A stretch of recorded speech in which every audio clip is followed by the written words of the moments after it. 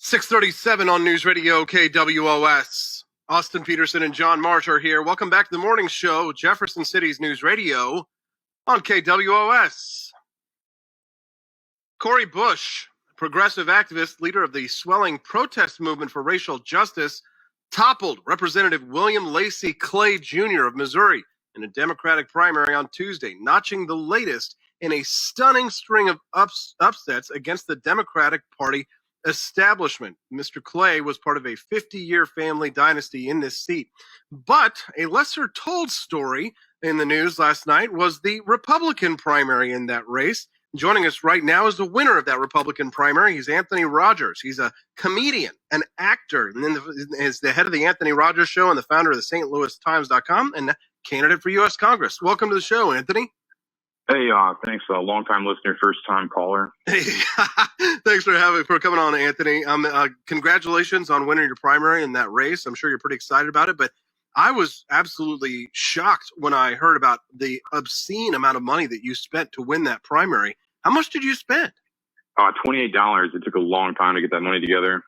Whoa.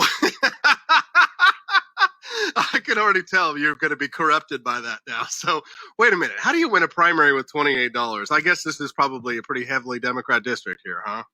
Yeah, for the most part. I basically just bought a website, and then used the internet, and then said no to all campaign money because I felt like I was just panhandling. Well, ouch, Anthony. Not when you do it. Yeah, not when I do it. All right. I'm just kidding, man. You're different. Yeah, no, it's true, too. But I actually called the people directly for my campaign donations. Anthony. You also ran for president. That's way different. It's true. Yeah, you actually need some money to do something like that, true. But, I mean, you won your primary. You're the Republican candidate. You did have a little bit of competition, I saw, but you blew her away. Yeah, it was really. I won by like 20% or something. It was pretty cool. Yeah, congrats. So this is an interesting race, Anthony. Can we talk about it here for a moment? Because I mean, I'm sure you're probably not a big progressive activist that really excited about Cori Bush or anything. Maybe you are, but I'm not really a lesbian, so I'm not. No, but you must be happy to see that Lacey Clay took an L last night. Yeah, that's pretty awesome. It makes it easier for me to win in November, I feel like. Well, talk to me about this Cori Bush woman. Are you familiar with her? I'm friends with her son, actually. I don't know her personally, but I went to college with her son, and she seems very passionate. But I feel like the Democratic Party just kind of split a little bit. It's easier for me to win in November as a Republican.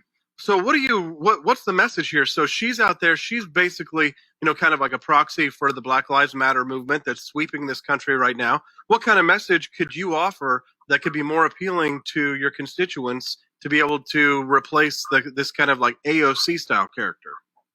Well, than that, pretty much anything. I mean, pretty much anything would be better than what she's doing. But I guess just not treating everybody like they're victims and crying all the time. That'd be pretty cool. Like maybe give people hope and serve the people in your district rather than just assuming they're all victims and and stuff like that. I don't know. And now this is a federal seat, so you Yep. Yeah, so you go, if you win, you go to U.S. Congress right here. Have you had much connection with the Republican Party here in Missouri? Are they supporting you? Do they offer you any resources or anything like that? I've not taken any resources whatsoever, but I am cool with the St. Louis GOP and the Missouri GOP so far. Definitely people have reached out.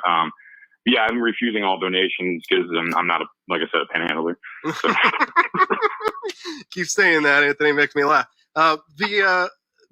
Here's the thing. Here's what's at stake in this election this year. I mean, in many ways, Cori Bush, taking out William Lacey Clay shows a shift in the Democratic Party. And it's what I think is interesting is the contrast between, these young progressive activists like Alexandria Ocasio-Cortez, Cori Bush, and the presidential ticket, which is Joe Biden, right? There is a major change happening in the Democratic Party. I can't tell if it's for better or for worse. What do you think? Worse, for sure. I think they're falling apart completely. I think Joe Biden is an idiot and has dementia, and I'm trying to say the best I can without the 7 words you told me not to say. Yeah, the FCC. Yeah, our owners.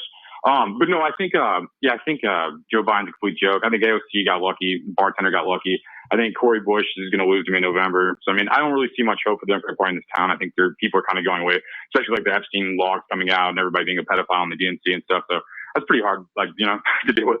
I mean, what's the base? What ideas are you running on, Anthony? Nothing, actually. I'm pretty much just asking people what I should do for them and serving them and listening to people rather than just barking at them and pretending like they're victims.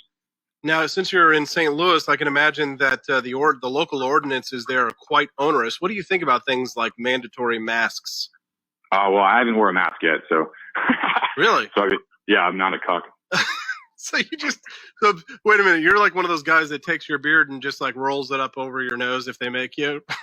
You're creative. No, I wish I thought of that first, though. Had I thought of that, maybe. I just don't do it. I'm like pretty much the only one in stores without a mask. So. All right. Yeah. Anthony, where can people go to find out more about you and your campaign? My OnlyFans account or my Snapchat Premium.